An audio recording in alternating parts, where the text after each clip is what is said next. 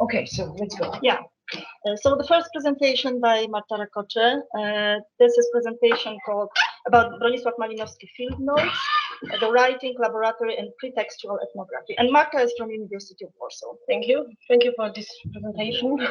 Hello, everybody. I'd like to tell you about Malinowski's field notes. Many narratives, as you mentioned before, treated Bronisław Malinowski as a classic of anthropology, representative of the pre-critical paradigm in the practice of ethnographic research. Such anthropologist was, for example, mentioned Clifford Geertz. However, these narratives are based, I think, on the rather superficial reading of his work.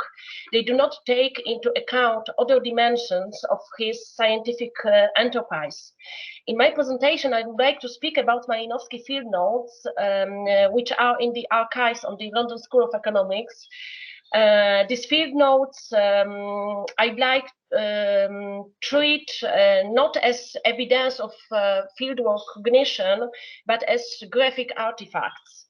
I think they provide a different perspective on Bronisław Malinowski's anthropology and allow us to see various tension in his research work, whose essential medium was writing, or more precisely, a writing laboratory constructed for various writing genres as notes, tables, lists, plans, and drawings.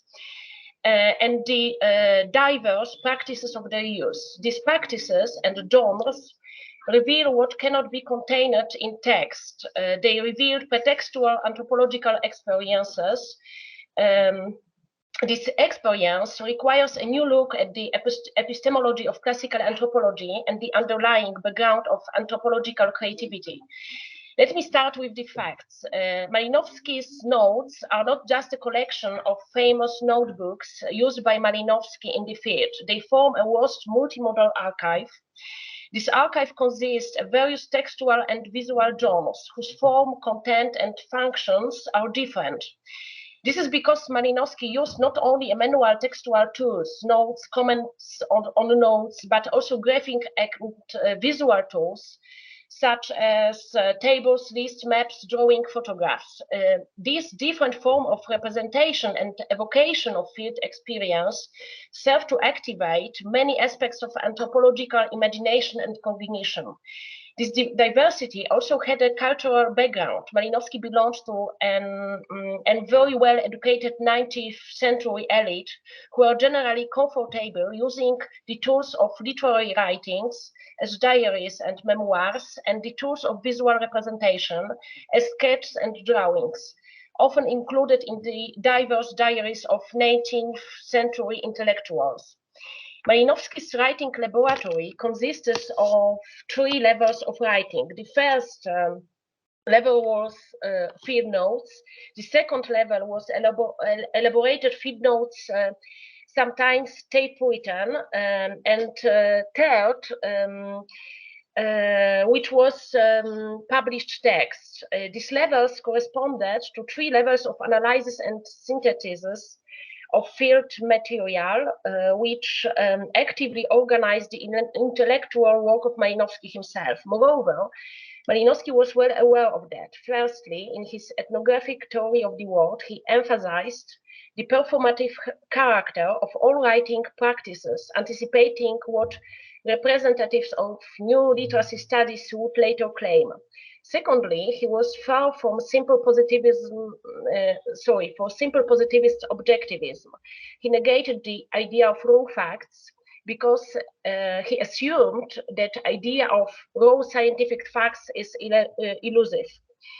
What we do grasp are the data which are,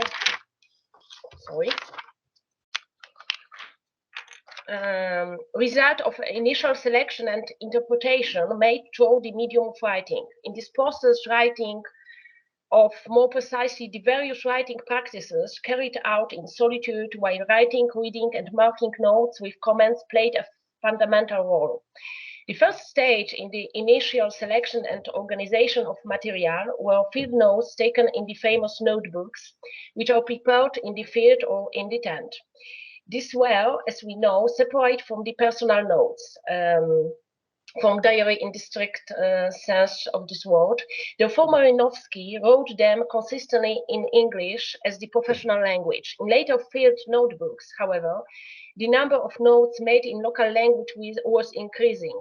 Malinowski was becoming increasingly fluent in the language of the native people, but he also was becoming increasingly comfortable giving them voice on the page of his notes. In his field notes, as opposed to his personal notes, Malinowski consistently used the third-person form. The first-person form appeared in professional notes only when he wanted to indicate that he was uncertain about information. Moreover, in his notes, Malinowski employed the poetics of demarcating different levels of subjectivity. What belongs to unconfirmed intuitions and impressions, he marked off in the text as, this is quotation, own observation. Own observation he placed under an appropriate heading and in a separate paragraph. He also always tried to separate the reporting section from the interpretive section. Initially, his notes were placed in notebooks provided with an index and pagination. Later, Malinowski took notes more and more impulsively. He wrote down on separate sheets of paper, envelopes, the back of official letters, and letters from people with whom he did not feel emotionally connected. Taking care to distinguish subjectivity into the private man and the professional was not only reflected in Malinowski's note. The notes were, as Michael Young already noted in his biography, an active actor in the construction of professional identity. The field notes were firmly attached to empirical experience. They allowed them to recorded dates, placed informants to contextualize them. At the same time, they helped to inscribe the multisensory field experience into a fixed structure. The note-taking technology used later found expression in Malinowski's monographs. On the front of the notebook, Malinowski jotted down the information he collected. On the back, he often wrote down text seized from the field, noted in local language and presented in big letters. The statements of the native are made as a separate collection added later to the monographs. The very materiality of the writing and its graphic form used in a very consistent way served to classify the material. The purpose of the writing laboratory was to constantly organize the chaotic field experience and put it into specific categories. Malinowski was clearly concerned about the chaotic mix of facts. The writing laboratory was intended to contain it. It constructed a specific epistemology of anthropological writing and field activities. What is very impressive for me about Malinowski's writing laboratory is the constant self-criticism and extreme self-censorship that required great intellectual maturity. Reading the notes was a practice involving constant repetition and self-correction. Their use was not a matter of reading and elaborating them once. Malinowski read them repeatedly, comparing them with each other and revising them. As such, they were a systematically used tool of a long-term research process calculated over many years. This was reflected in their materiality. Malinowski made correction and comments on them with colored crayons. He marked most often the date of interference with the original text. He indicated in which text certain data has been used and gave certain batch of them, through the colored notation confirmed with the point, the stamp of final confirmation. Although Malinowski's note layered over time, it's impossible to code them as Michael Young proposed as a palimpsest. The layering was not mechanical. The original notes determined the shape of later notes. Their content remained the basis for all later reference. the layering was also controlled. The color of the notation was a sign, a grading of time and content. The second type of notes resulting from this classification, analysis, and synthesis of material were preliminary sketches organizing the collected material. These notes were meant to synthesize the research results. What was interesting was Malinowski's use of table, list, and catalogs in them. Malinowski's monographs were literary and narratively highly visual and sensual. They often referred to the form of storytelling. They also used contextualized anecdote, referring to oral language genres. Their plasticity and sensuality was mentioned, for example, by Paul Stoller, the initiator of the sensory turn in anthropology.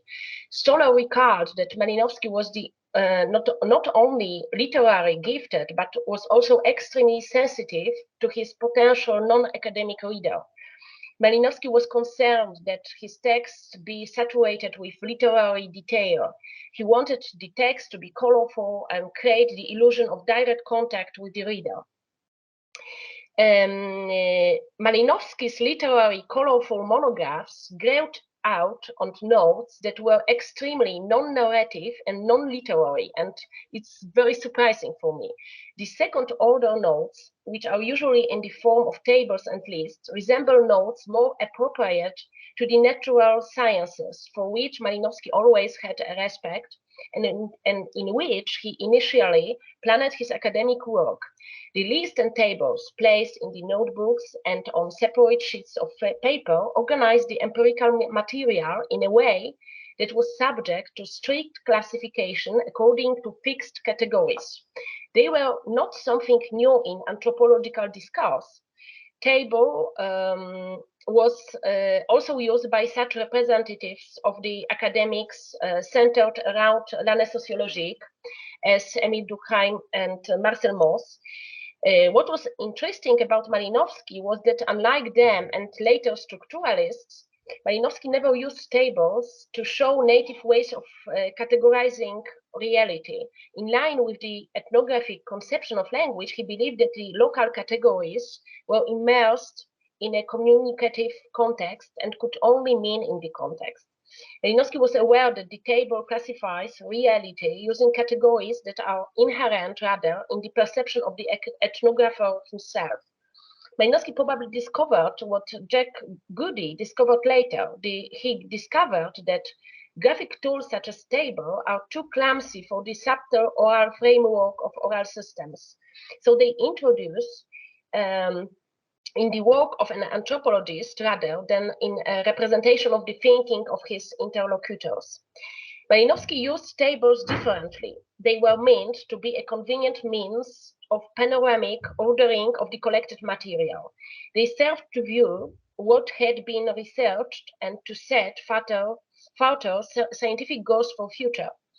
Malinowski indicated in one letter that he wanted the tables to become the anthropologist's credentials in his texts.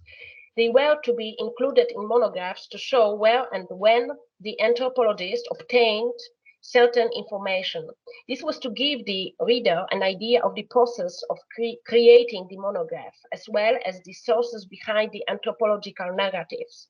The text read by means of the table was not meant to seduce with narrative. It was supposed to provide the reader with a more selective analytical reading tailored to his purpose.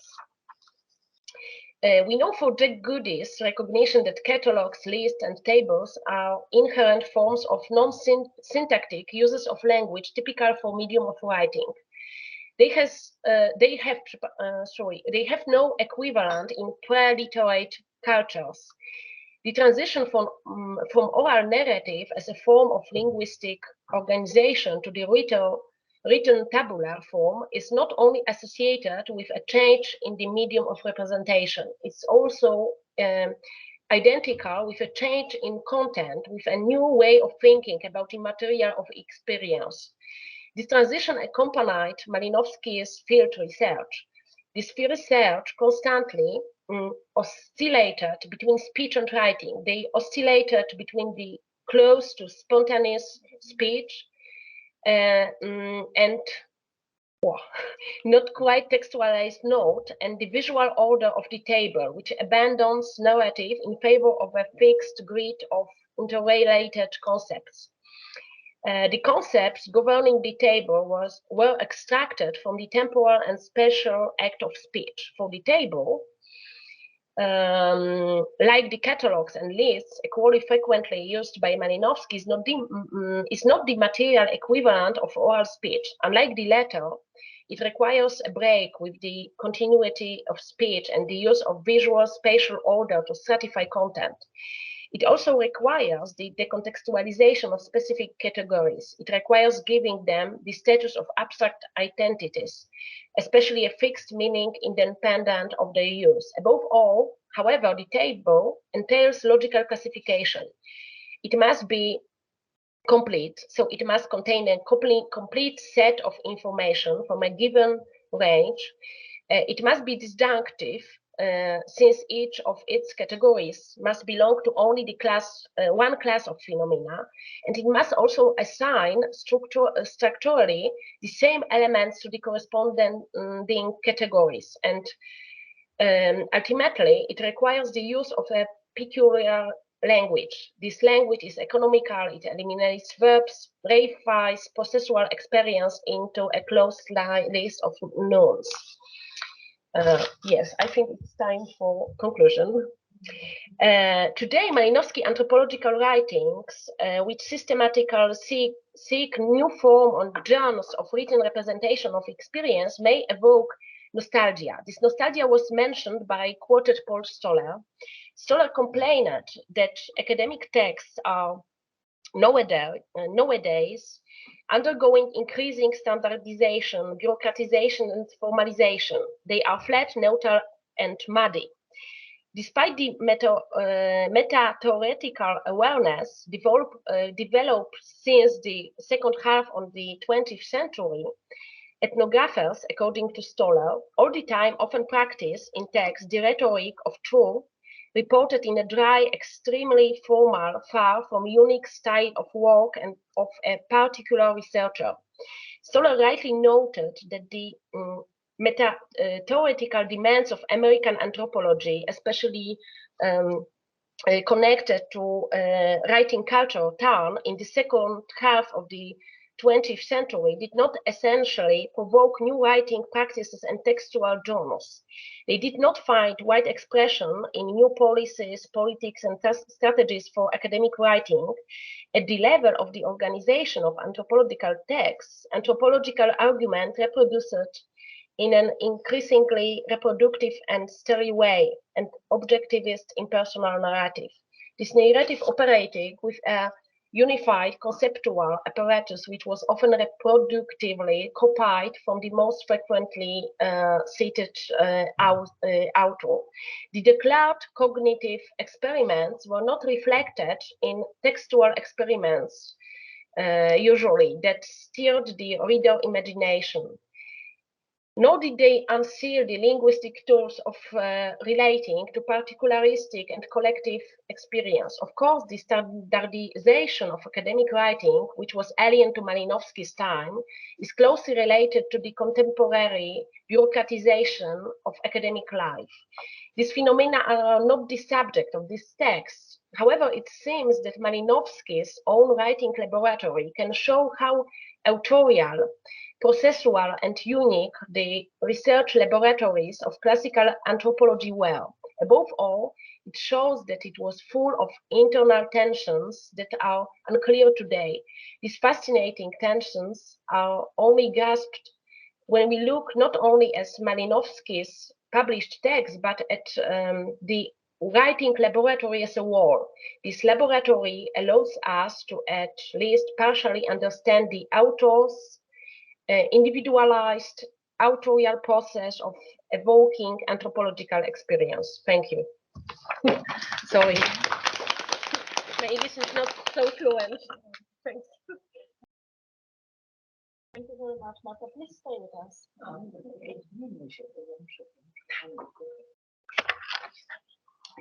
So now Grażyna Kubica-Heller, Jagiellonian University. She will talk about two cultural worlds of Malinowski's Polish years in his own writings and in Grażyna's interpretation. 20 minutes. Moja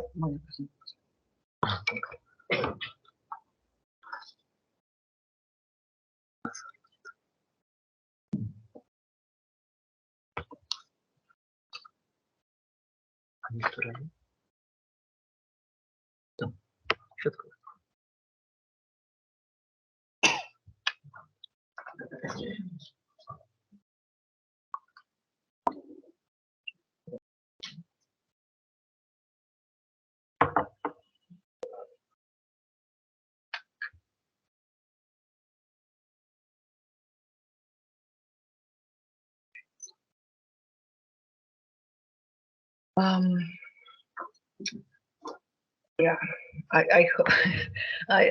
I'm really moved, you know, to finally speak as a participant, not only as organizer. Yeah, two cultural words of Bronisław Malinowski's Polish years in his own writing.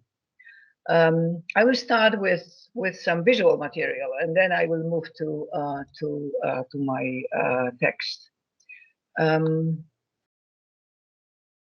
No. A, tu, okej. Nie działa. Nie pewnie. A, lewy. Nie działa żadnej. No to już się bugowało. Okej.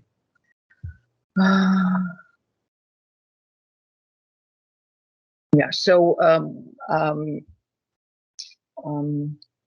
I'm focusing on Polish sociocultural background of Malinowski, presented by himself in various texts. The familial context of Malinowski is very characteristic. In the past, all his ancestors were good nobility and owned estates.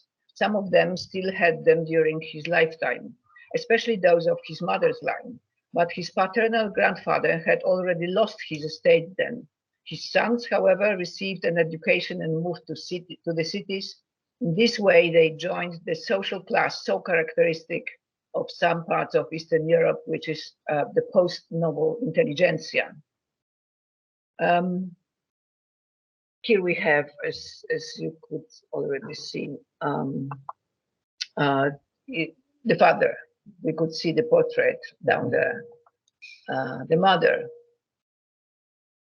young Bronio, the whole family. This is, you know, this nobility, intelligentsia, mother, and here we have Bronio as holding doctorate, and to the right is the portrait of Malinowski done by Stanisław Ignacy Witkiewicz, and Zakopane scene with Witkiewicz and their friend Aniela Bielszycka, I guess. I'm not sure. Yeah, for the intelligentsia, education became a factor of their lordly art of being, their good manners. It separated them from the commoners and gave them a sense of superiority over the enriched petty bourgeoisie, and also reduced the distance to the aristocracy, as observed by Józef Łasiński, an eminent Polish sociologist and also participant in Malinowski's seminar. It was and still is an important status class. Bronisław was a sickly child, and his mother often took him out of the unhealthy city to enjoy the fresh air and temper himself in the mountain climate of Ponice by Rabka and Zakopane in Podhale region at the foothills of the Tatra range. It was then that little Bronio encountered a world of Highlanders. And here I have several photographs. Here is Bronio again, painted by Discussant. And at first, you know, we will that's the building we are in. I have collected several photographs from the time. So at first it's this Krakow side, and then the mountainous world. Collegium Novum, we will go there soon. Here is main railway station in Krakow. The Malinowskis lived quite close to this railway, on this street, on Lubitsch Street. Very nice, Austro-Hungarian postcard. They later lived here in the part of Podwale, but it was completely redone. So here we can see the new Podwale, but Malinowski lived and was born there. That's another street they lived. And finally, Bursa Akademicka, so academic dormitory, of which Lucjan Malinowski was provost. We will go there in the evening. Some photographs from the time, some religious observance, and finally the mountaineers. These are, I did my best to collect some photographs from the time Malinowski was there, from Ponice. This is now part of Rabka. Unfortunately, the oldest were from the interwar period. So, but I don't think that they looked much different from that time. So here are the photographs from that village. You can see, the funerals and other processions. And this is contemporary view of Ponice. So the valley in the not very high mountains. And finally Zakopane. Here again, you can see the several photographs from that time. New villas. That was the villa Witkac's mother had as pension. The Malinowskis had something like this. I'm afraid Marta Rakoczy is now speaking about this down there.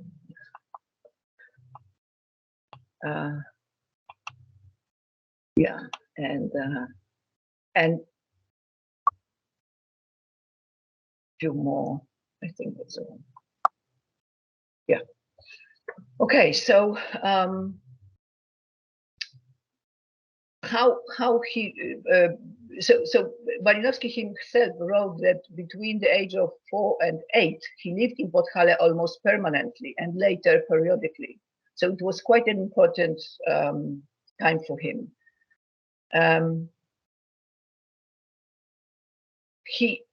I have decided to look for his experiences of this duality in his writings, and I discovered that in his Zakopane diary. So diary he wrote in late 1911, 1912, and early 1913. And then he lived in Olcha, this part of Zakopane we could see here, with the Highlanders in their huts. That was the time he, of course, as all his diaries, he was striving for self-improvement, but he also recorded, daily meetings with people and, going somewhere and discussing things. But he mostly referred to his peers, to his friends from intelligentsia, and not that much to the Highlanders. In fact, the longest part of the diaries is devoted to his love affair with Eugenia Zielińska a married woman, an adept of painting. And and only from time to time, there are some phrases like, I got up at 10:30, I was talking to Highlander women. We are watching the Highlanders. Madly annoyed, I reprehend the hostess. Of course, the Highlanders hostess. The brawl begins.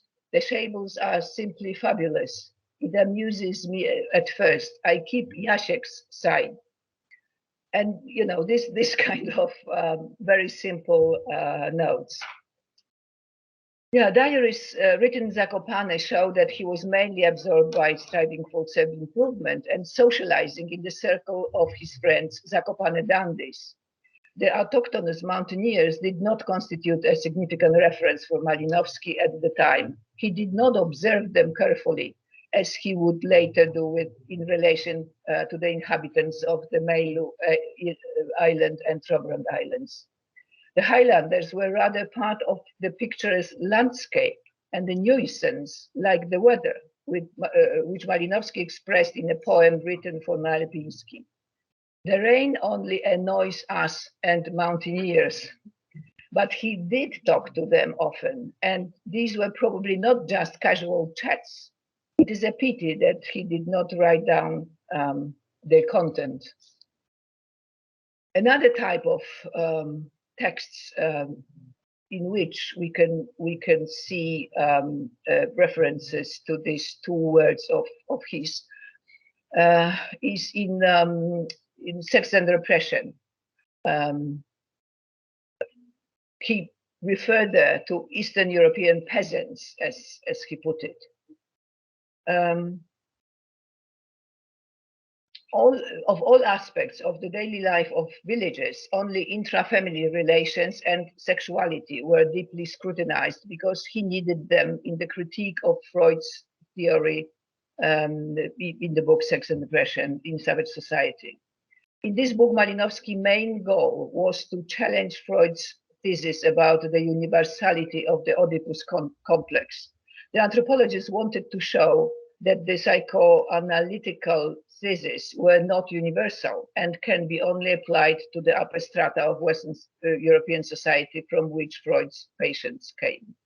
Malinowski argued that since psychoanalysis deals essentially with the influence of family life on the human mind, and anthropologists know that the family is not the same in all human societies, the sociological essence of family influence and its consequences should be analyzed.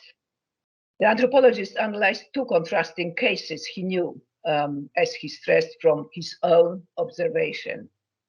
Patrilineal family of modern civilization in its differentiation, upper classes and lower ones, here especially Eastern European peasants, and matrilineal family of the Trobranders. He could not learn about the peasants from Polish ethnographic literature because it did not deal with such issues at all, but from his own experience and observations of Highlander peers and their families. As to the upper classes, he referred to the sexological literature, but also to his own experiences too. In one of footnotes, he added autobiographical note. My personal knowledge of the life, custom, and psychology of Eastern European peasants has allowed me to ascertain deep differences between the illiterate and the educated classes of the same society as regards the mental attitude of parents to children and vice versa. At the beginning, the author focuses on his attention on the issue of paternity, and he stresses the patriarchal model still in operation. According to him, very similar effects to the situation in upper classes was in as he put it, in one room and one bed household of the poor peasantry of Central and Eastern Europe, or of the lower working classes. The father is brought into closer contact with the child, which in rare circumstances allows of a greater affection but usually gives rise to much more acute and chronic friction.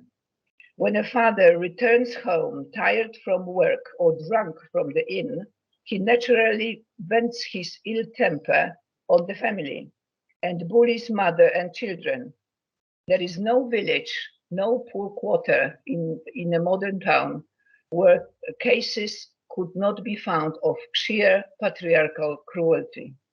From my own memory, I could quote numerous cases where peasant fathers would, on returning home drunk, beat the children for sheer pleasure, or drag them out of bed and send them into the cold night. The father is a supreme source of punishment in poor households also, while the mother acts as intercessor and often shares in the treatment meted out to the children. In the poorer household, moreover, the economic role of a provider and the social power of the father are more quickly and definitely recognized and act in the same direction as his personal influence. He also tackles, the issue of infantile sexuality, as he put it. But I would also like to point out to a third type of text, and that was a synopsis of his never written book, ABC of Culture was the title. And there he made autoethnographic effort to sketch these two words of his early years. One, the word of the town intelligentsia circles, and the second, living in poor wooden villages in Podhale region. He planned use this example as something that would show that this duality of experiencing two different cultures made him an anthropologist. That was a very important element in this argument. Just to finish with some conclusions.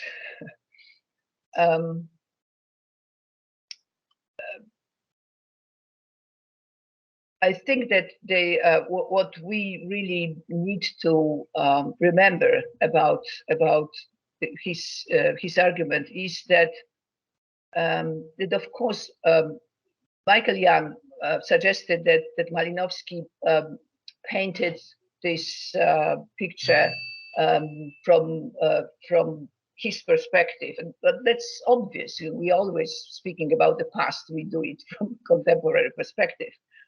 And another thing was that he deliberately removed his father, as I remarked today in the Ola down there. Yes, however, I think the main problem was that his father's ethnography was not of interest to Malinowski as an anthropologist. He really was performing completely different discipline.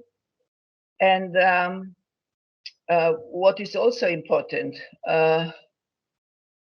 that when we compare these texts, it is quite evident that it was only after his experience of being to the Trobrand and Mailu Island and this ethnographic, deep ethnographic experience made him think about his own childhood and being in these two different worlds in this, I call it, autoethnographic attempt to write it. So he came back to Ponice and Zakopane via the Trobrands, and I think that's quite important. Thank you.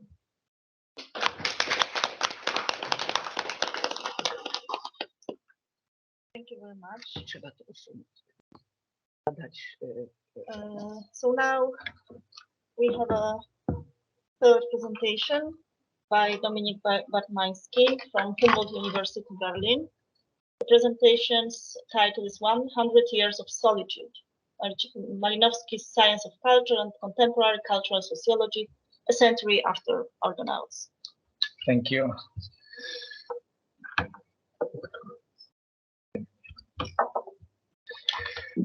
Good afternoon. It's late afternoon, and I know that we have had a very interesting and quite packed day, so I will try to keep your attention and hopefully spark your imagination as well. My talk speaks directly to the question of reception, or rather a kind of non-reception of Malinowski's concepts and work in cultural sociology. And in this sense, it dovetails what Alexander already mentioned to us, a few very interesting examples, as well as what Jan Kubik also mentioned, how there are only certain echoes and very interesting similarities between Malinowski's work and cultural sociology, but often unacknowledged. And I also have, not unlike Adam Cooper's, a little literary twist to this, as you will see.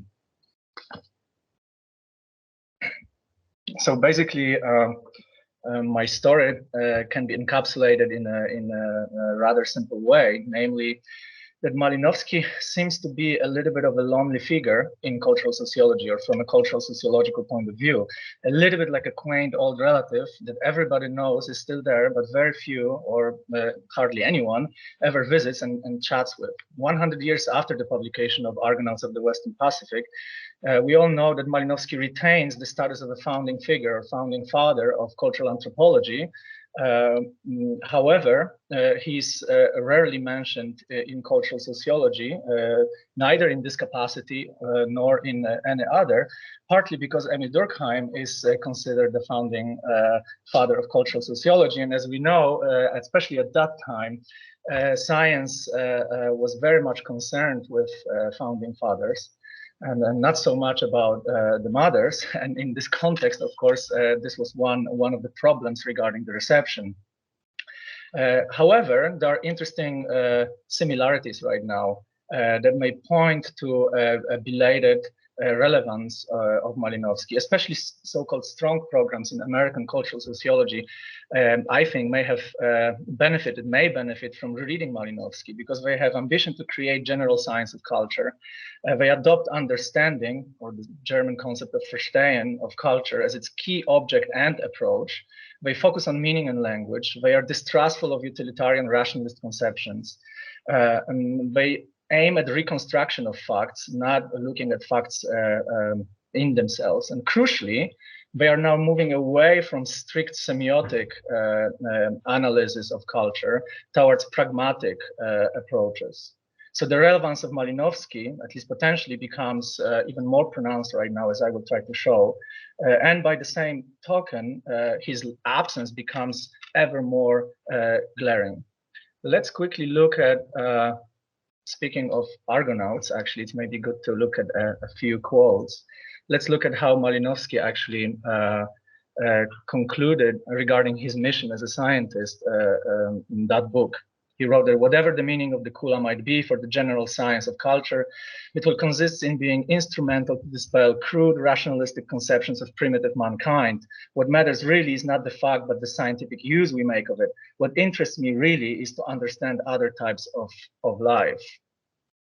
This is a typical sample of his style. I think something that shows his great ambition, something that made him who he was in science, at least for a time, but also something that may have been a liability at some point.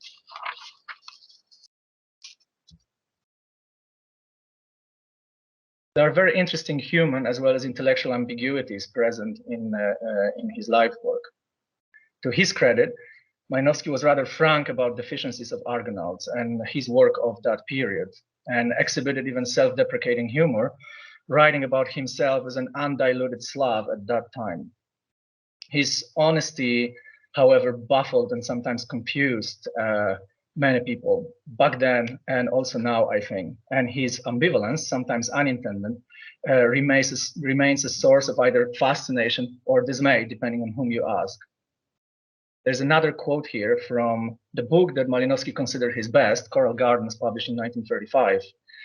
He writes that in my Argonauts, I did not go with enough conscientious thoroughness into the limitation of my knowledge. He confessed there also that there are dangers in integrating facts prematurely. He admonished that it's indispensable to retain fluidity of ideas. And finally, he admitted that he was not able to judge for himself where rational procedure ended and which were the supererogatory activities, whether magic or aesthetic. Now, Edmund Leach emphasized especially the importance of this confession regarding moments of inability to distinguish between different, what he called different kinds of reasonableness, because he thought that both so-called scientific thinking or empirical thinking and magical thinking are different kinds of reasonableness. At the same time, he was trying to keep the distinction analytically, at least analytically. Equally symptomatically, Leach reminded the public in 1957 that Malinowski stressed that civilized as well as savage life is packed with magical practices. It's worth keeping in mind that Malinowski himself argued that, quote, the relation between supernatural means of controlling the course of events and the rational technique is one of the most important subjects for the sociologists. One of the reasons why he insisted on is that what he called magic, in his view, hid answers to deep questions regarding language and human relations to the world that we can't fully control. And when you consider, for example, this quote by Alfred Gell from his famous book Art and Agency, published in '98, you see that there was kind of a certain recognition in anthropology of that fact. He wrote that Malinowski recognized that there was nothing mystical involved in magic, and that was precisely not to realize that that was the Fraser's mistake. As Gell writes, magic registers and publicizes the strength of desire, as Malinowski understood more clearly than any of his predecessors. Now, Gell's comment is important because it suggests two things. One, that Malinowski's focus on magic was not properly absorbed, certainly not in cultural sociology that focuses predominantly on such categories as myth or ritual. And the second thing is that Malinowski had to negotiate a very fine line between being bold and innovative, as he was, of course, and still being accepted, if not even admired, by older masters of the craft like Fraser. And consider these quotes from Fraser's introduction to the Argonauts, and also the fact that it was him who wrote it, not someone who would be professionally closer to Malinowski. Fraser wrote, on the one hand, predominance of magic over religion is a very notable feature in people so high in scale of savagery, a fresh proof of tenacity of the hold which this worldwide delusion has had upon the human mind.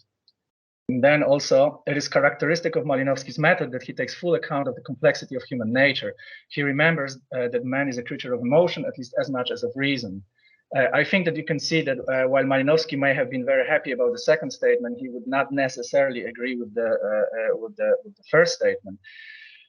He admired Fraser, however, his literary style and his influence way beyond academia. Even in 1925, at one celebration for Fraser, Malinowski admitted that The Golden Bough was actually a book that inspired him to be an anthropologist. What we see here, in a nutshell, that reading Argonauts today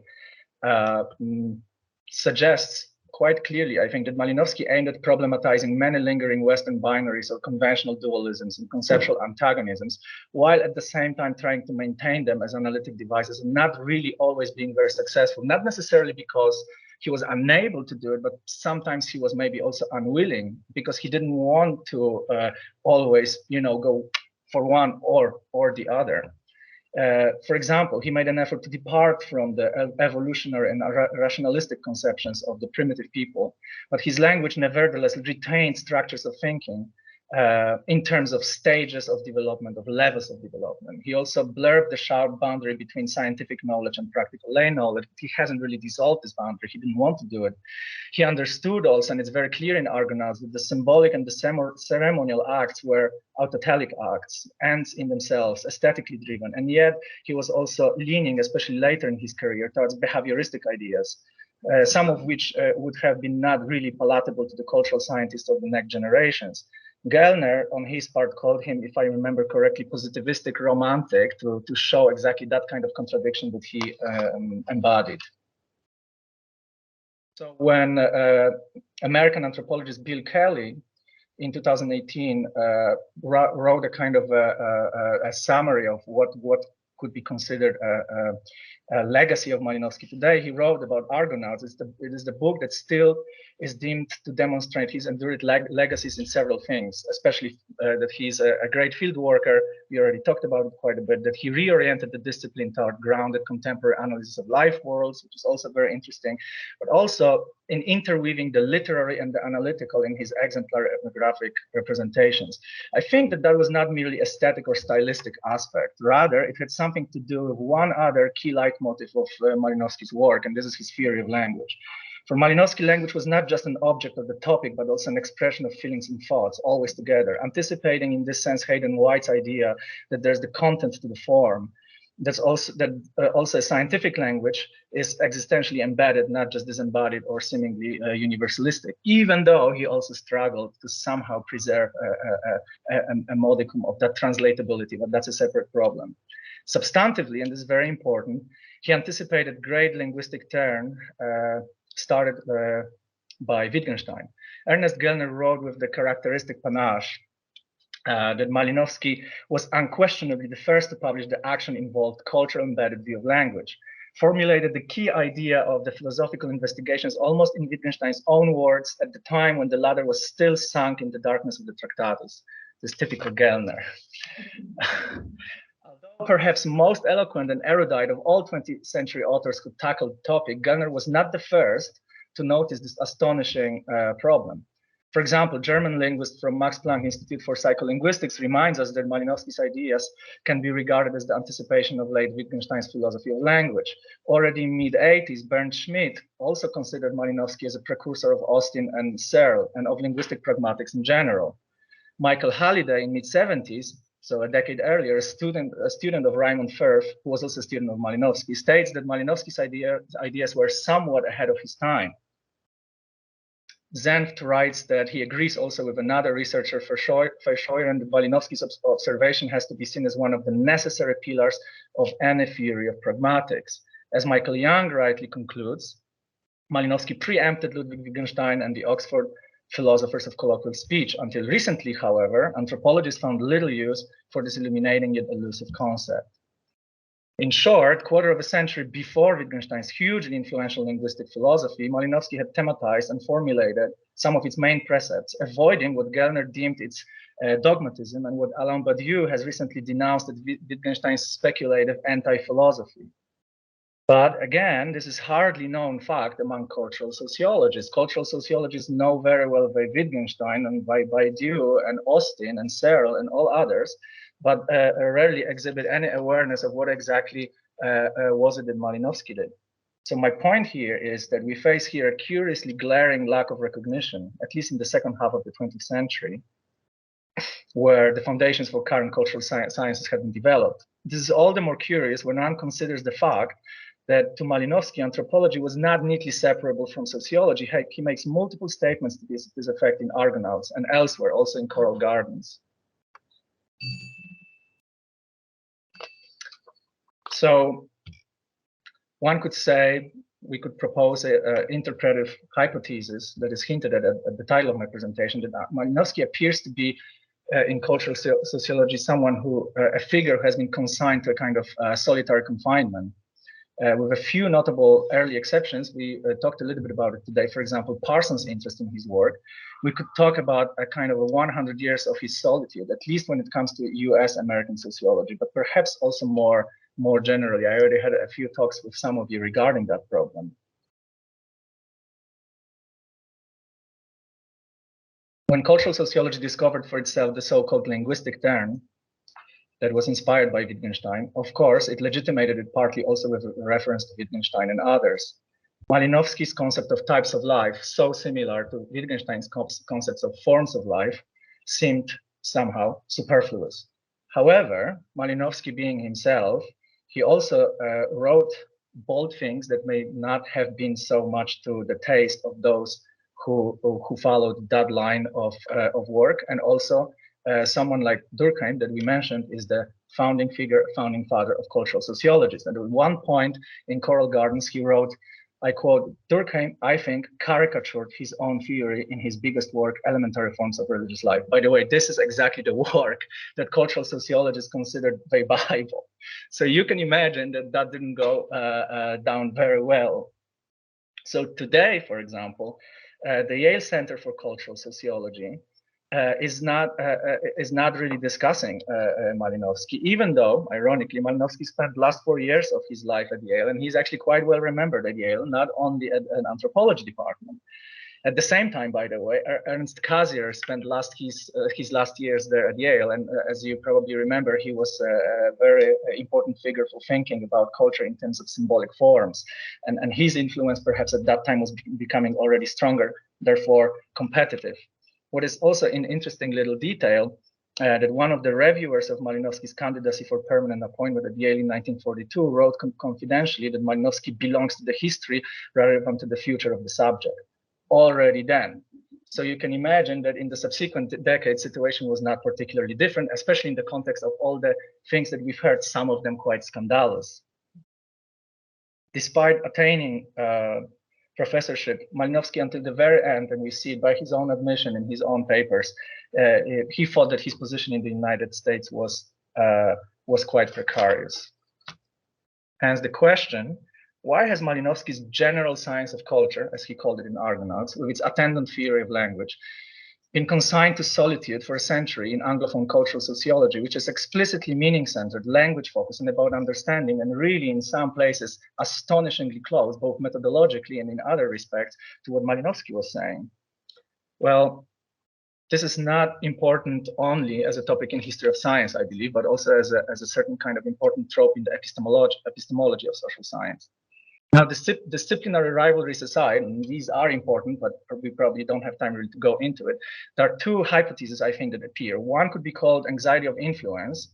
And according to the famous formula of Harold Bloom, we could say that Malinowski has been selectively misread and probably too large and too strong a figure to be systematically assimilated by new generations of sociologists striving for recognition in an increasingly specialized game of academia. There's also a problem of the indigenous pragmatic philosophy that was very powerful in the United States. And from that point of view, of course, Malinowski was an external competition, which was not necessarily welcome. Another thing is what I would call by analogy, anxiety of strangeness. According to Gellner, Malinowski was in the eyes of many out of this world, too ambiguous and apparently too contradictory a figure to be integrated into disciplinary, and I would say disciplining habits of social sciences that were very anxious, especially in the United States, to be truly scientific and therefore obsessed with boundary policing and proper genealogies.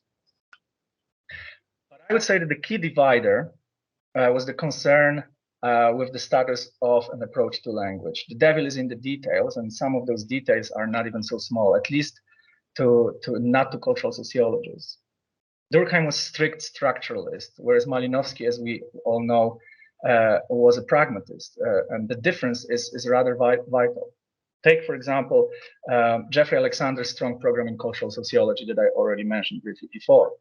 Evolving from neo-functionalism to neo-Durkheimianism, he creates sociological novelty in what I would call a back to the future style, advancing by going back in cultural theory and bringing forward the idea of culture as linguistic fact. And to him, culture is a text. Malinowski, on the other hand, his advancement was done in a forward to the past style, advancing at least in part by going back in cultural time, at least in Argonauts, and bringing forward the idea of language as cultural fact. Culture to him was context. So these differences and reversals are serious enough to be considered in greater detail, and we unfortunately don't have time. But I think as a certain heuristic juxtaposition is maybe something that could be useful in understanding what was happening in terms of reception of Malinowski beyond anthropology. For now, let's have a brief look at how Malinowski himself phrased some of these issues in what appears to be one of the very last things that he wrote, which is the paper that he delivered at Yale in November 1941. He wrote that language is an aspect of culture. It acquires significance only when referred to the context of experience. The rough and ready grammars are very useful for those white people who want to rough and ready knowledge of the vernacular in order to impose European ideas on the natives. It's also interesting that he said that the central problem is the establishment of meaning not by shortcuts, which necessarily must be false and misleading, but by relating language as a symbolic activity to its pragmatic context. This again quite symptomatic of his style, right? It's a very strong language. Other things are false. When he mentions shortcuts, he of course means semantic structuralist analysis. Clearly, he didn't like it. And of course, the compliment was not so to speak reciprocated. Structuralist and interpretive sociology, cultural sociology, especially in the semiotic vein, didn't like Malinowski's conceptions that were going kind of in the behavioral direction. So, to go towards conclusion, because we have very little time left, it's very interesting what Michael Young wrote, that it's a noteworthy feature of Malinowski's last paper that I just quoted, the indirect way in which he satirizes in it various sects and cults of Anglo-Saxon tribe, Christianity, psychoanalysis, behaviorism, calling the chief behaviorist at Yale, who invited him, by the way, to this talk, the head magician.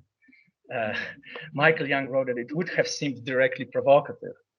And we could say that it may have cost him also some of his influence in the United States more broadly. His last major book, Coral Gardens, was favorably reviewed on in Germany by Karl Mannheim and largely ignored in the United States.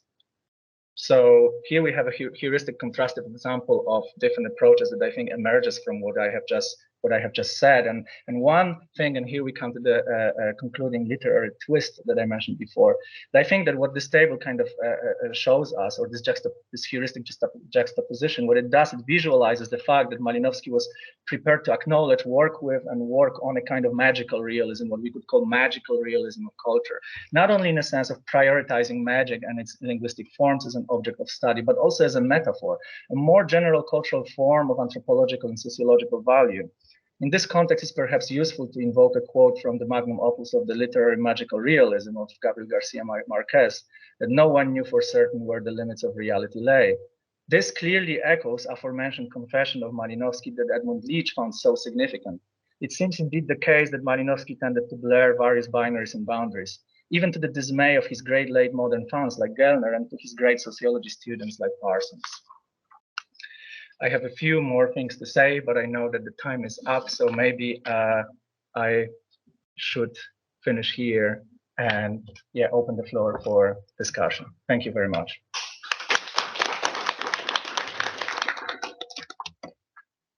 Thank you very much.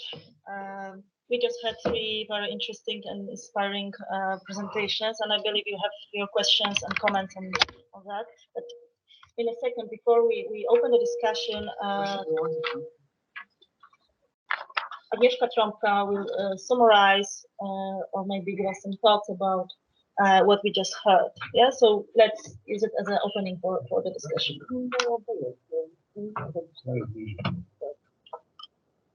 Thank you very much. Thank you all the three presenters. They were very, very interesting. I will not talk too long to allow the discussion. But I think all the 3 papers showed us that the thoughts of Malinowski and his ideas and writings were somehow in many ways ahead of his time. And what I would like to emphasize from the first presentation is that it was fascinating, let's say, showing us the writing laboratory, because I think that we are more focused on what happened in the field, and we know what Malinowski did every day with Troop Yanders, but not necessarily what happened afterwards. And so this emphasis on the analysis of the process of writing, I think is very much very, very interesting. And also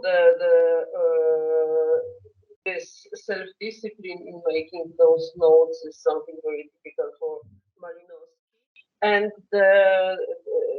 I think using this supportive visual methods and how he systematized the text. That was really interesting. I regret that he didn't write another textbook, like methodological one.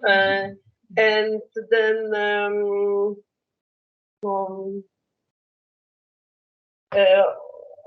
yeah, I think that today generally we know more and more about his writing process and different aspects of his writing process. And then Grażyna's paper looks at the early years of Malinowski, and I was wondering why he comes back to his early days only very late in his career. What is the function of this saying? Is it part of this creating himself as cosmopolitan, or another, like, let's say, episode of his of ethnography of creating his self-image, which he does? I was wondering whether you have an idea why he comes back to this episode later, and do you think that if he wrote this, that's probably like the question, what if he finished this book, maybe his reception in the US would be, I don't know, broader. And it was also very interesting to hear what Dominik said about this surprisingly small reception of Malinowski in cultural sociology, but also I think that it brings broader question of on the borders between the disciplines, and how certain ideas can transcend the boundaries between, for instance, sociology and anthropology, while others do not. And the role of genealogists and lineages is again apparent here. And also, I was wondering to what extent it would be possible to resurrect now the Malinowski for cultural psychology, and how we could do that, and whether there are some cases of this resurrection after this long period of not being in the core debates. So I guess that's it. Thank you. Thank you very much, Agnieszka. Okay, so you have already asked some questions, but maybe we can give the floor to the audience. Thank you. I found all these three papers fascinating and very thought-provoking.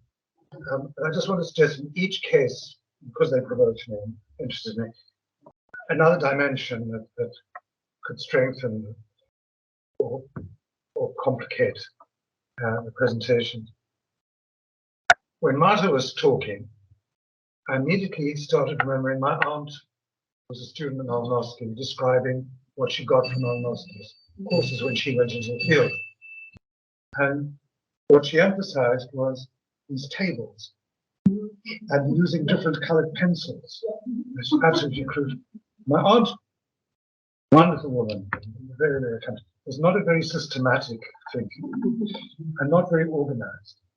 But this was the discipline that she took into the field, and it was drummed into the students in the seminars. It was obviously modeled by Malinowski, as you say, on laboratory training of students.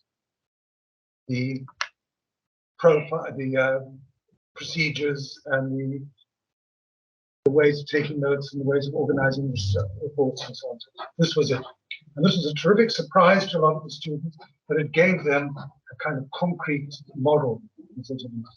So the only thing I'm going to suggest then is that you bring out more the way this was part of his teaching as well as his practice. This is reinforced very, very much for the students.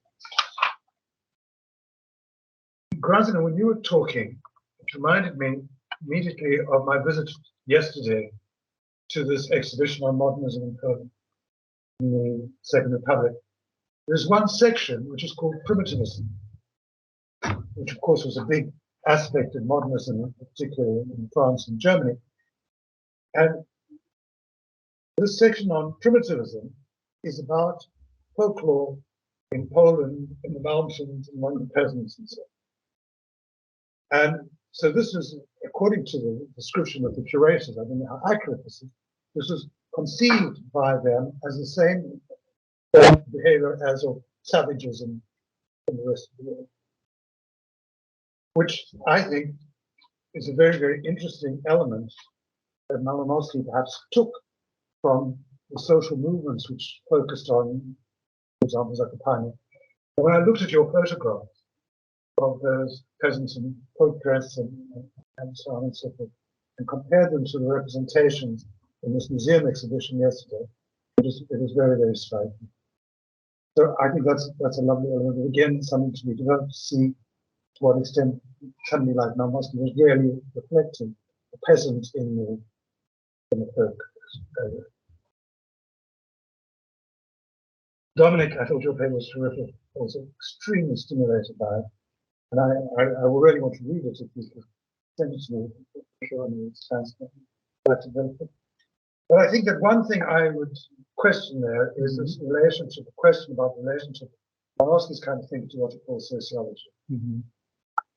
One of the things that's remarkable in the UK in this respect is that sociology hardly existed in British universities until the 1970s. Hardly existed at all. And so anthropologists dominated a lot of this area.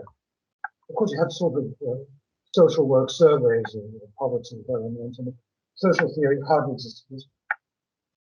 In fact, when it was introduced as a result of social movements in the 1960s in universities, the anthropologists were terrified, and they tried to control it.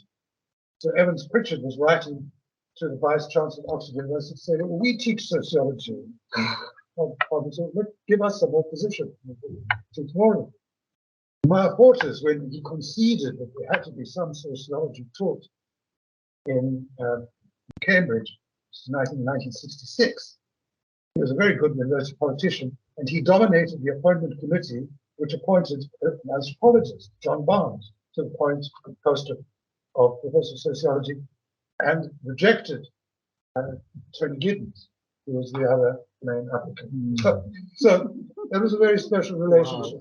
Wow. And Malinowski, when he was talking about sociology in the British context, was not talking about the kind of world that we're familiar with. It's not.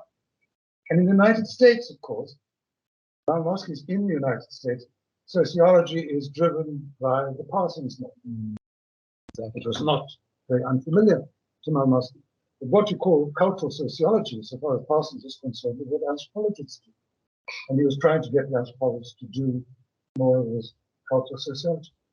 But I think that Malinowski's marginalization in the United States was marginalization not so much from sociology, cultural sociology, which hardly existed, but to American cultural anthropologists, because it was very foreign to the Boasian tradition, which dominated American anthropology still in the 1940s.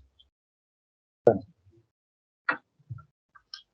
Okay, thank you very much. Yeah, maybe let's get two more questions and then Thanks very much to all presenters. I've just got a brief question for each one, following on a little bit from what's been said already. First one is about the field notes, because we've been hearing about influence and how and whether Malinowski influenced other people. We just heard from Adam that he actually did influence his own students in terms of actually how to take field notes. And I was thinking it's become almost sort of passe to really show students how to do field notes. And as a result, each generation has to almost invent how to write field notes anew. Whereas actually it would be quite useful to show them exactly what Malinowski did, which is, here's how you do these things. It's quite a technical process, but it's absolutely rigorous. And so I think that was very interesting. Maybe his method was and probably could have been even more influential than the actual findings that he had. The second one was to Grażyna. I find it interesting that even if Malinowski didn't specifically think that much about the Highlanders that he visited as a child, so many anthropologists, and I think particularly ones in South Africa, such as me and Adam, and then Fortes and Shapiro, come from societies where there is that great divide between this kind of intellectual elite and then just on the other side of the hill, there may be people like those Highlanders. And I've even seen something about this in Russia. The same thing happens in Tolstoy. You've got the sort of elites, and then you've got the sort of people doing dancing just in the field nearby. So maybe this is what partly inspires people to go into anthropology, the fact that there are these very different cultures right across, on the other side of the railroad track or something.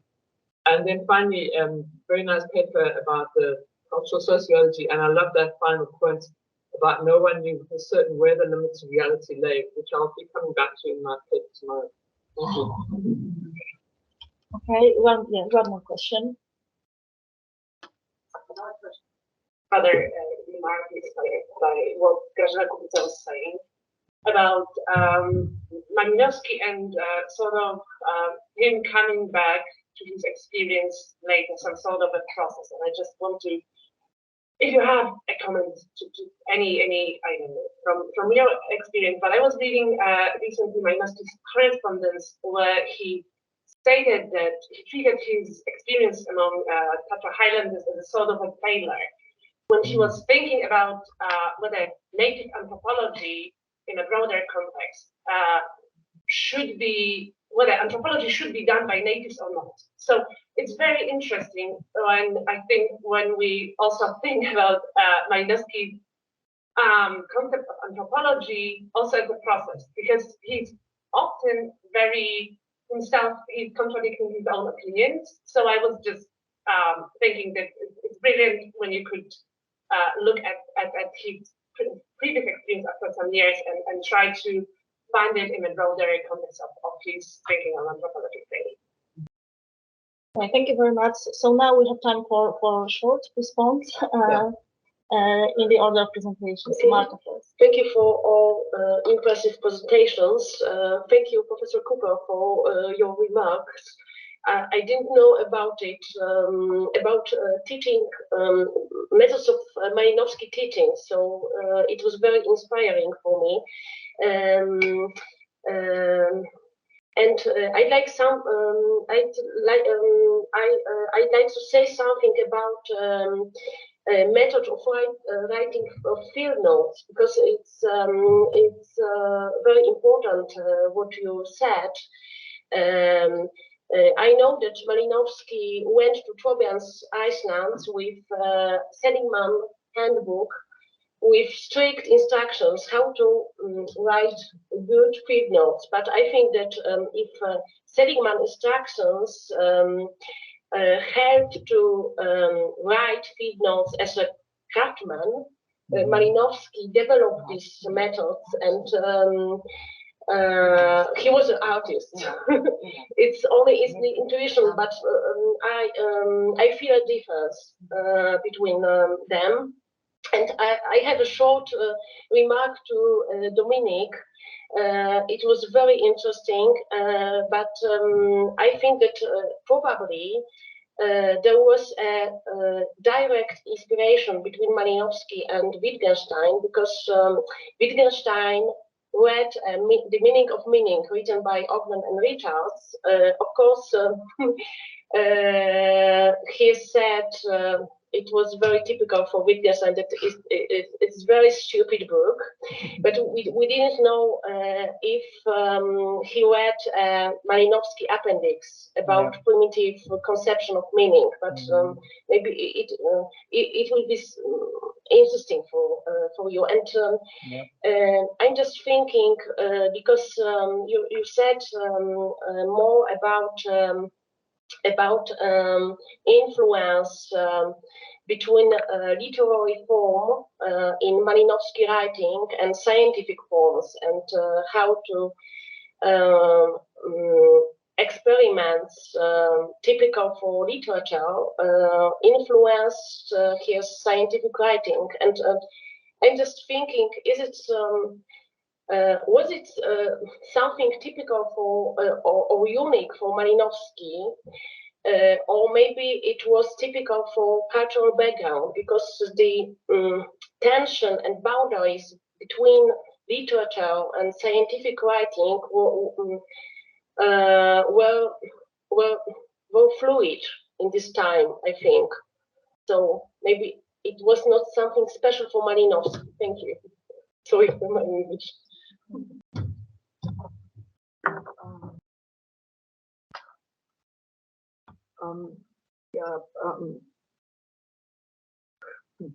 Why Malinowski came back to his experiences from his childhood in later writing, I think that the main thing is his theory, and that's what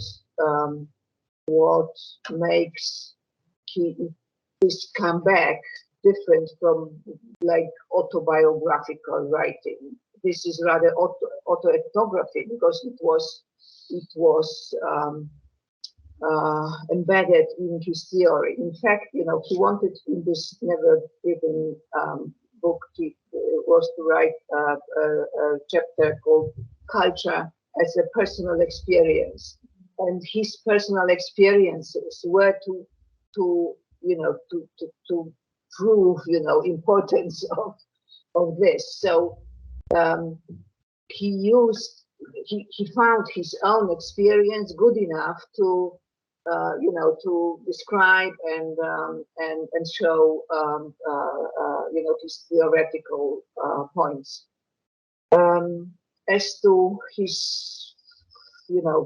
his attitude towards folklore, and he was certainly not a folklore lover, as there were many intelligentsia comers to Zakopane. He really, I came across in the Tatra Museum, I came across information that he delivered a paper at the meeting of ethnographic circle or something established by Bronisław Malinowski, by Bronisław Piłsudski. And Malinowski had a speech about contemporary ethnographic theories or something like this. So I think he wanted to teach those folklore lovers, proper anthropological theories. So yeah, I think that's in short sentences, his position. Of course, it changed, but I think what really changed was his ethnography, and as I said, he came back to these experiences of his childhood after doing regular research in the province. Thank you very much for great comments. I will try to address a couple of them very quickly, and then hopefully we can talk informally later at the dinner. So maybe I start from the last question, two questions, comments regarding the relation between Wittgenstein and Malinowski, and whether it was something peculiar to him that he had this kind of a blend of literary and scientific that, for example, Bill Kelly diagnosed in his writing. So we actually know that not only Wittgenstein read, we don't know whether he read Malinowski, but we know, as you said, that he read at least that book. But we also know, I think Michael Young writes about it, but also Gellner mentions it somewhere, that the translator of Wittgenstein was also involved in publication of some of Malinowski's stuff. So there's a speculation that there's no way that Malinowski that Wittgenstein didn't encounter, at least in some parts, what Malinowski was doing, especially given that this was his high time. That's precisely why it's so exciting. I think that's why this story is just so interesting, right? And all the consequences of this down the historical line. Now, I think you're right that, of course, a certain kind of blend, let's say, of literary and scientific belonged somehow to the zeitgeist, in a sense. I think to the extent that this is actually true, and I think you're right pointing it out, then we could say Malinowski was not necessarily that that unique. And I think Adam Cooper also mentioned this, that Malinowski was already expressing something that existed at that time, right? So it was not like he was super original. However, there was something about the angle, about the methodology, also about the manner, specific manner in which actually he was expressing himself. And perhaps we could say, and I think this is important in the historical part of this whole argument here, that he may have been an endangered species, because after him, there was not so many people that were blending this exactly the way that Bill Kelly, for example, talked about it. And many anthropologists in the United States that I talked about it with said that perhaps Geertz was the last one, right? That there was less and less preference or tolerance, especially in the United States, for this kind of writing, right? And then when you think about it in terms of reception in sociology, let's say in American sociology, then who could have done it? It's Parsons. Parsons definitely didn't have much interest, and as Wittgenstein would say, his intellectual temperament was very different, right? He, for example, explicitly criticized Malinowski for being quite messy and theoretically unsophisticated in Raymond Firth's edited volume that was published in 1957. By that time, Malinowski was somehow finished, you could say. Eve, a towering figure like Parsons, speaking from his ivory tower in Harvard, said something like that. So, of course, given the influence of Parsons in the 60s, still, it was lingering. But at the same time, there were other parts of sociology, like ethnomethodology, that were much more congenial. And but we just talked during the break that actually Garfinkel is one person who could have used explicitly Malinowski's work and didn't do it. So just like Malinowski omitted some important people in Argonauts and didn't cite them, so other people later also didn't cite him. And this, of course, cost him, you could say, a lot in terms of his influence. And it is only later when cultural sociology enters the stage in the 80s and 90s, it was similar in the United States, when a possibility of really excavating and resurrecting, at least a possibility appears. But what is interesting that it's not exactly yet there. So the solitude of Malinowski persists, so to speak. And very briefly, these were great comments. I'm very grateful and would be, of course, very happy to send the draft of the text and discuss it further. You're, of course, absolutely right. And I don't know how many of you knew the details of personal politics in the UK, but it's always amazing to hear. This is just fascinating. And of course, you are absolutely right. And that's also partly part of the problem. I'm very grateful that you pointed this out, that sociology indeed was, relatively speaking, weakly institutionalized, especially when it comes to qualitative engagement with culture.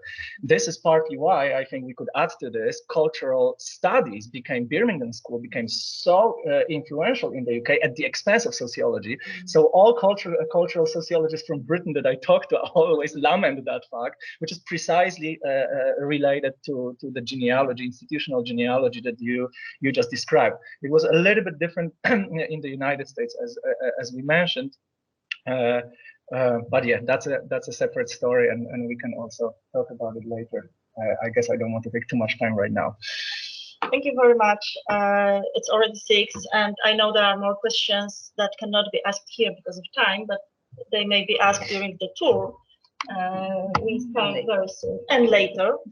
So thank you very much. Thank you all presenters for your presentations. You all for being here.